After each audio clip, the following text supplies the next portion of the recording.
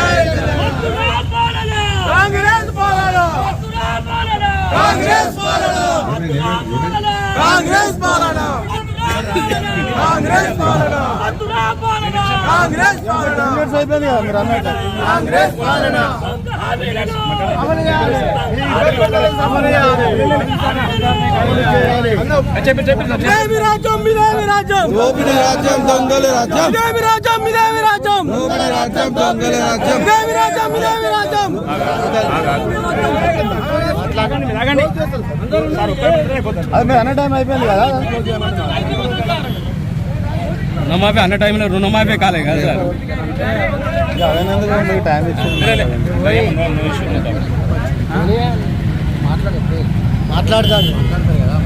రేవంత్ రెడ్డి గారి ప్రభుత్వం పూటకో మాట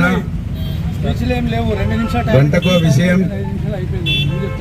అనే విషయాలను పెట్టి మోసం చేసినటువంటి విషయాన్ని ఈరోజు బీఆర్ఎస్ పార్టీ కార్యనిర్వాహక అధ్యక్షుడు కేటీఆర్ గారి ఆదేశాల మేరకు ఇవన్నీ కూడా ఈరోజు రైతుల పక్షాన ఈ ప్రభుత్వం దృష్టికి తీసుకెళ్లడానికి కోసం రాస్తా రోకో కార్యక్రమాన్ని చేపట్టడం జరిగింది. రేవంత్ రెడ్డి గారు అందరినీ రాష్ట్రంలో ఉన్న ప్రజానికాన్ని మోసం చేస్తూ దేవుళ్ళ మీద ఒట్లు పెట్టుకుంటూ రైతులను అన్నం పెట్టే రైతులను కూడా మోసం చేసినటువంటి చరిత్ర రేవంత్ రెడ్డి గారి కాంగ్రెస్ ప్రభుత్వానికే ఉన్నదనే విషయాన్ని ఈ సందర్భంగా తెలియజేస్తూ, ఇప్పటి వరకు రైతులకు మొత్తంగా ఉండే రుణాలు 49,500 కోట్లు. కాంగ్రెస్ ప్రభుత్వం అంచనా వేస్తే 40,000 కోట్లు వచ్చింది.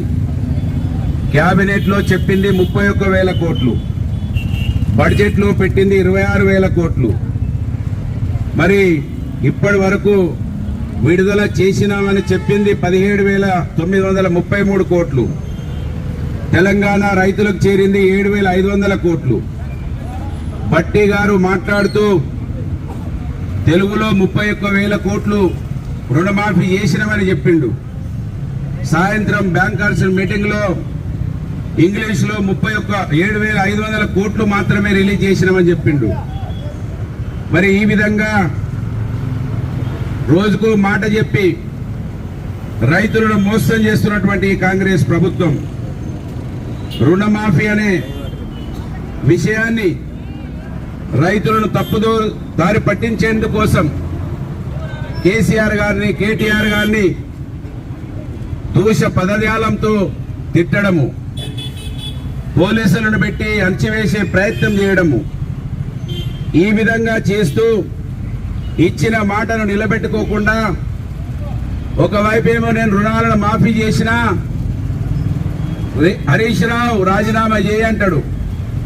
నిన్న తుమ్మల నాగేశ్వరరావేమో ఇంకా మేము మిగిలిన అన్ని కూడా చేస్తూనే ఉంటాం, ఎవరు ఆందోళన చెందొద్దని తుమ్మల నాగేశ్వరరావు అంటాడు. అంటే ఎవరు కరెక్ట్ ఇక్కడ? రేవంత్ రెడ్డి చేసినామన్నది కరెక్టా? తుమ్మల నాగేశ్వరరావు ఇంకా కూడా చేస్తాం ఆందోళన చెందొద్దనేది కరెక్టా?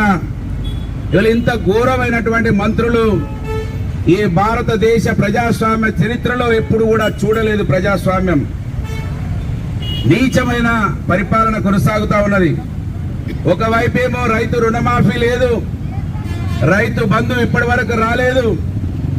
మరోవైపేమో పోచారం శ్రీనివాసరెడ్డి గారికి ఏమో క్యాబినెట్ హోదా. దేనికోసం? వ్యవసాయ సలహాదారుడట.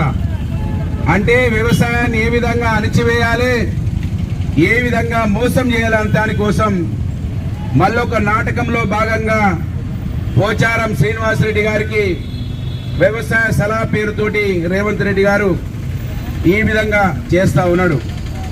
కనుక మేము డిమాండ్ చేస్తున్నాం, మంత్రి ఎమ్మెల్యే మేనిఫెస్టో కమిటీ చైర్మన్ గా ఉన్నాడు.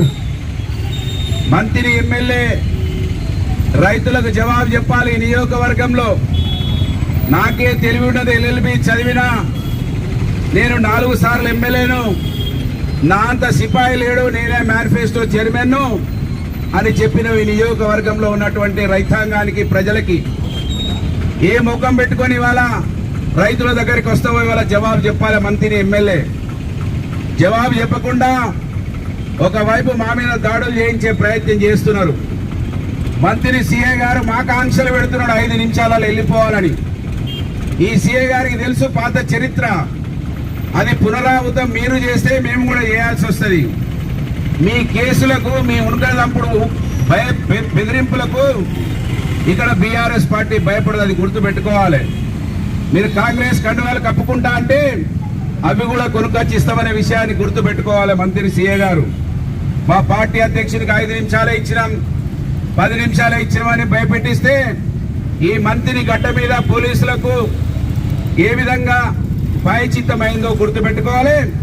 మీకు నిజంగానే చిత్తశుద్ధి ఉంటే మేనిఫెస్టో హామీ ఇచ్చినటువంటి రేవంత్ రెడ్డి మీద, మంత్రి ఎమ్మెల్యే మీద 420 చీటింగ్ కేసు పెట్టాలి. వాళ్ళు మోసం చేసినందుకు, ప్రజాస్వామ్యాన్ని అపహాస్యం చేసినందుకు, రాజ్యాంగాన్ని అవమానపరిచినందుకు రేవంత్ రెడ్డి మీద, తర్వాత మంత్రి ఎమ్మెల్యే మీద కేసు పెట్టాలి.